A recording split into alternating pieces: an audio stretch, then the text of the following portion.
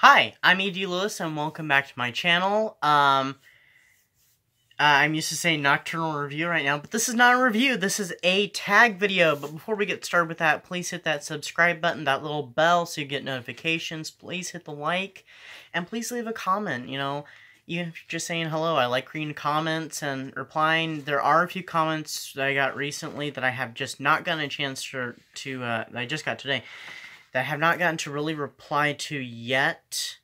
It's just been kind of a crazy day. So, also, if you're interested in any of my writings, the link for that to my my Amazon page is down below, as well as the official Facebook page of my book, The Curse of Ridge House, so check that out too. And please follow me on social media. All the information down for that for BookTube, Goodreads, Instagram, Twitter is all down below. So, okay, this video has been a long time coming. I have not gotten to see all the local haunts tags, which, by the way, this is the local haunts book tag. I just haven't gotten to all of them. There's a lot of videos I haven't gotten to, because there's so many videos and so little time to watch them, but I'm getting to videos here and there as I can in between everything that's going on.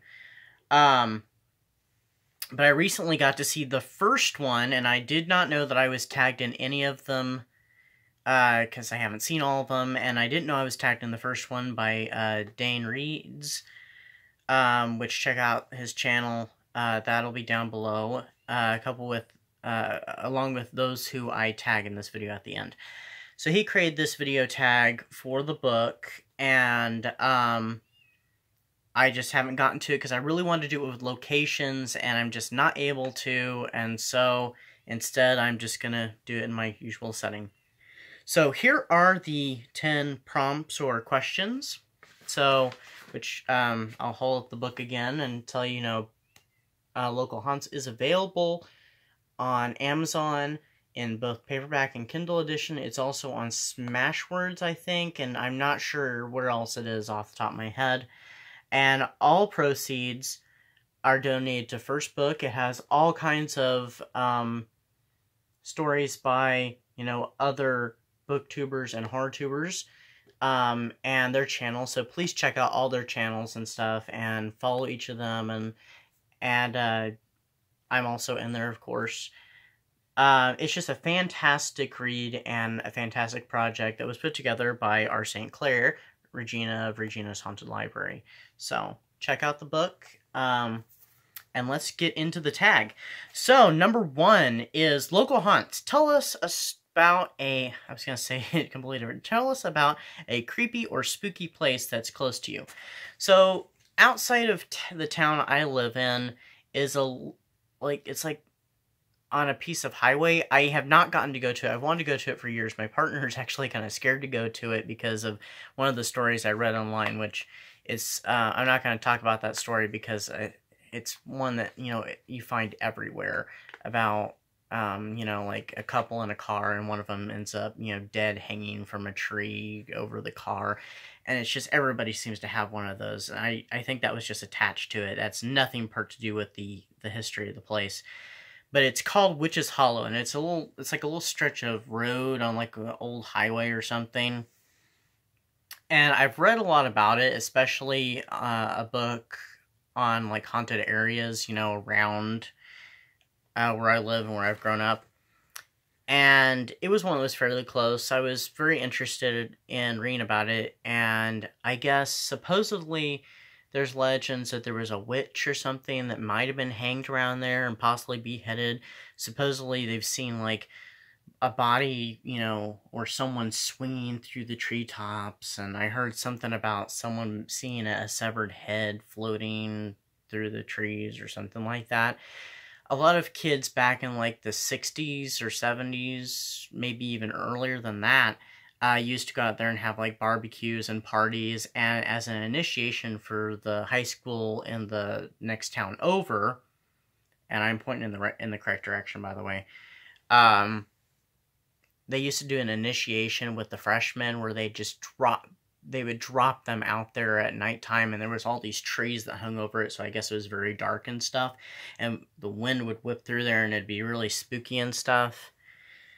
I guess now the trees are mostly cut back, and so it's lost some of its atmosphere, and I think there's like a rec center or something built nearby, so it's, I guess, not the same, but I still would like to go see it and stuff, and I'm sure there is something haunted about it. I'm sure the spooky sounds are probably caused by the wind, you know, whipping through the trees, since it was almost like a tunnel in a way, made, you know, a natural made tunnel. But I'm sure there's probably something spooky around there. There usually is always something to myths and legends, no matter how minute of something there might be that the stuff has grown around it. There's, you know, usually something. So I wouldn't be surprised if it is haunted in some way. So, number 2, A Stone's Throw. Tell us about a story with a female character who has a tough life. And actually, the book I chose, which to me seems like an obvious choice for me anyway, I should have had it pulled up already, but I chose Jane Eyre by Charlotte Bronte, which is, you know, I've done a review about it before. It's about a young girl who is orphaned at a young age, and she has to go live with her aunt and uncle. Her uncle dies, and she believes that his ghost haunts this room, you know, his old bedroom they call the Red Room. And so this is the copy of Jane Eyre that I have on Kindle. And so she eventually, is abused by her cousins, and she fights back, and so they consider her to be a very naughty girl, so, you know, very bad and stuff, so, you know, and even, you know, possibly maybe they think she's evil. So they send her away to this religious boarding school, and she endures even more hardships there, being basically shunned by other children, and she gains a best friend, and then her best friend dies, and then eventually she grows up, and she teaches there at that school until she gets a position as governess at an old mansion owned by Edward Rochester, whom she falls in love with, but has a terrible, dreadful secret. So I would check out Jane Eyre if you've not read it. It is a fantastic book. I love the book, and I love a couple of the adaptations of it too. So, number 3. Where's number 3? I've got several notes written down here.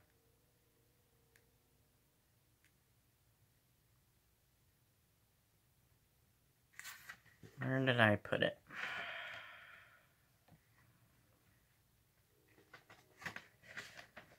Like I said, I have a couple different notes here. Why did I have to be a debacle already? Oh, here. Crowthorne. Tell us about a story with a harmful friendship. Okay, so the story with the harmful friendship... Let me keep my finger there so I don't lose my place again. The book I chose for that, the story I chose for it in book, is My Friend Nick by Joseph Hood. I recently had read this back in October/November. In this, it features a little girl by the name of Emily who ends up making friends with a strange boy named Nick.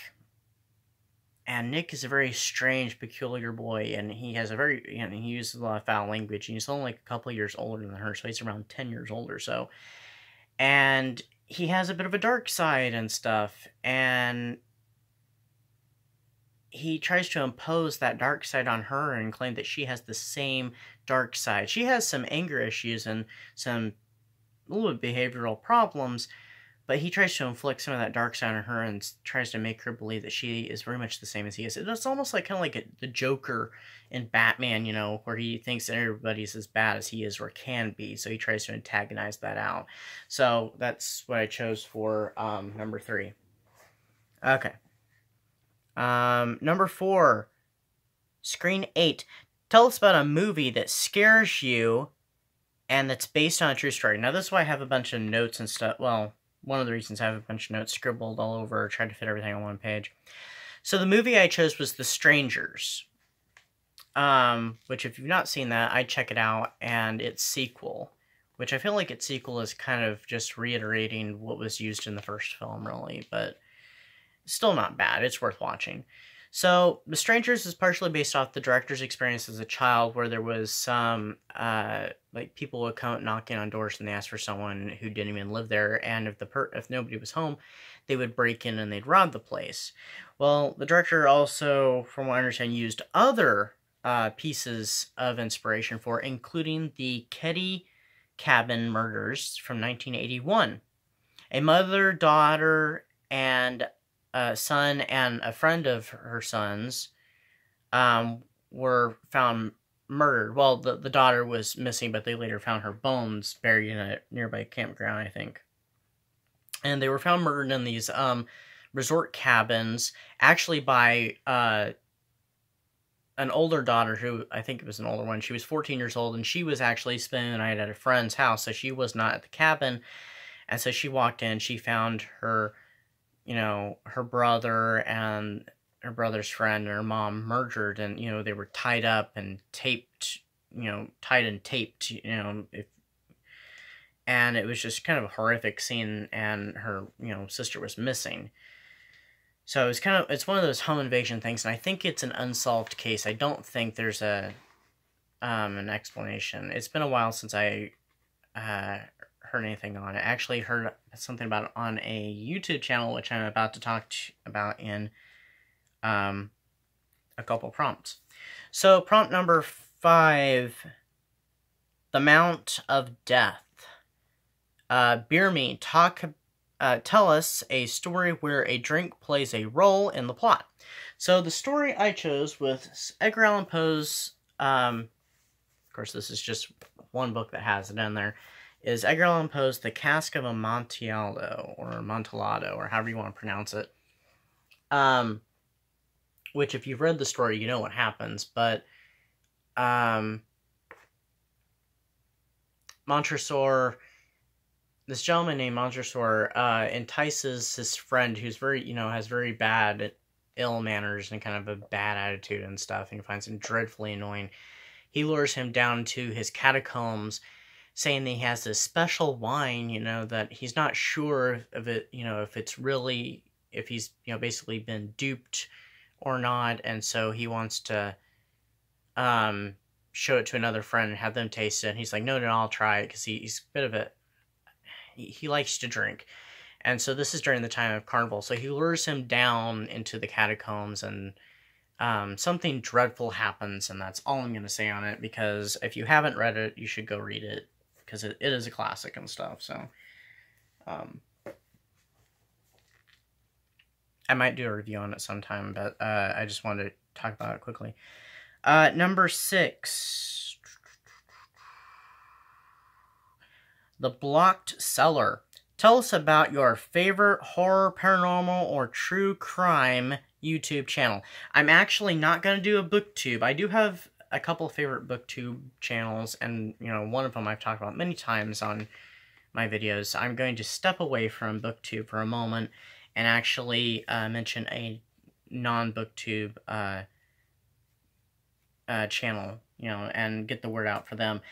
Lights Out Podcast. They actually did talk about the Ketty Cabin murders in one of their videos, and they have some awesome videos and stuff about supernatural, true crime, alien abductions, paranormal, the occult, all kinds of interesting stuff. And they are a podcast group. It's 2 brothers, but they also do, or I should say team, but they also do it on YouTube, where you actually can see some of their video footage and their visuals and stuff. A lot of times I only get to listen to them, because I listen to them early in the morning when I'm doing things sometimes, so I don't always get to watch, but it's some fascinating stuff. I haven't gone through all the episodes, but they usually do it weekly. They've not done one since the new year started. So check out Lights Out Podcast. They'll be down below, too, with the other channels that I'll be linking. Number 7, The Night Watchman. Tell us about a story that's set partly at night. Okay, so what I chose was Mexican Gothic, which I've done a review on before also.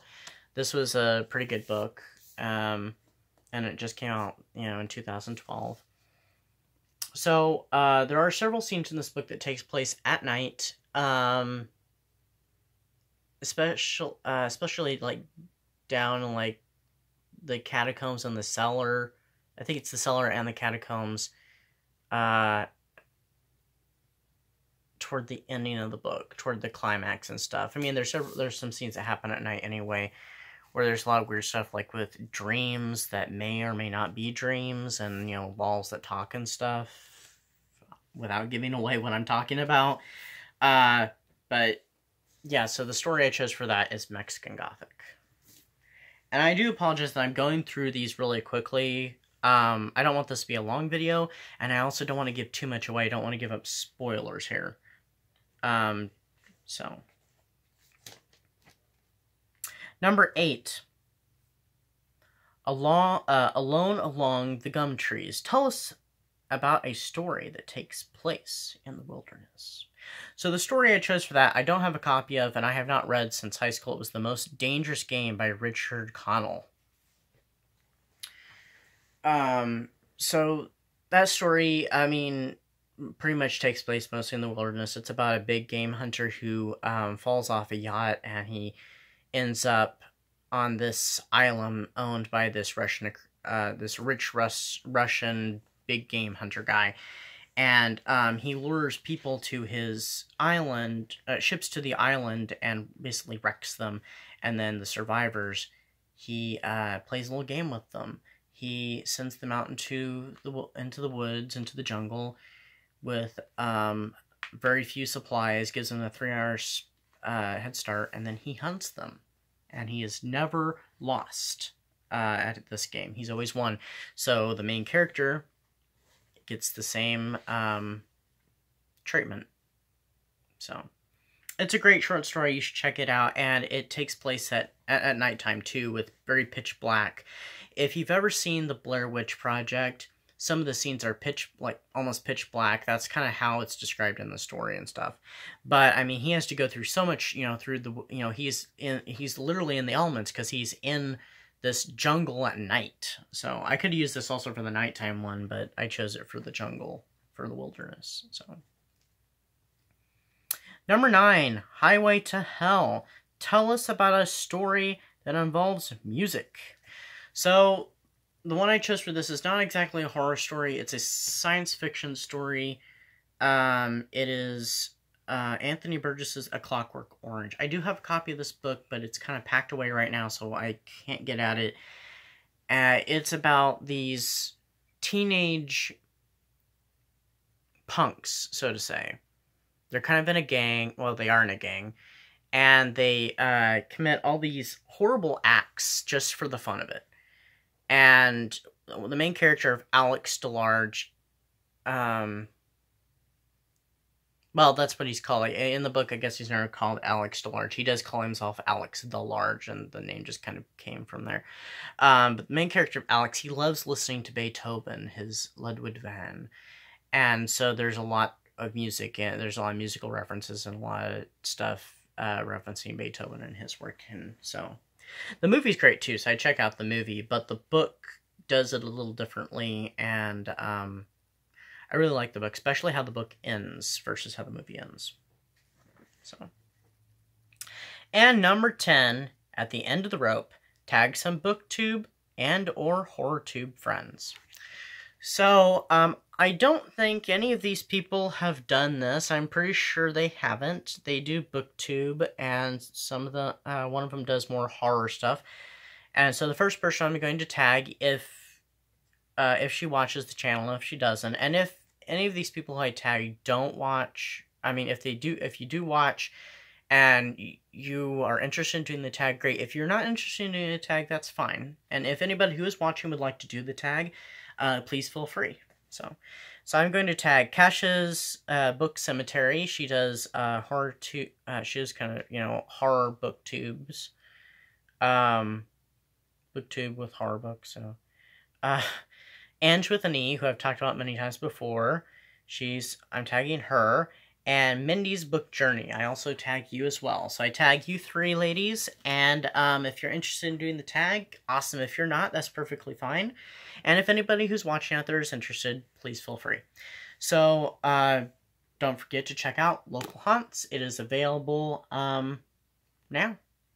So, that's all I have for you. I'm planning to start doing bookshelf tours and stuff. I plan on doing a review before too awful long. It's just not this time around because I wanted to do this. So, that's pretty much what I got.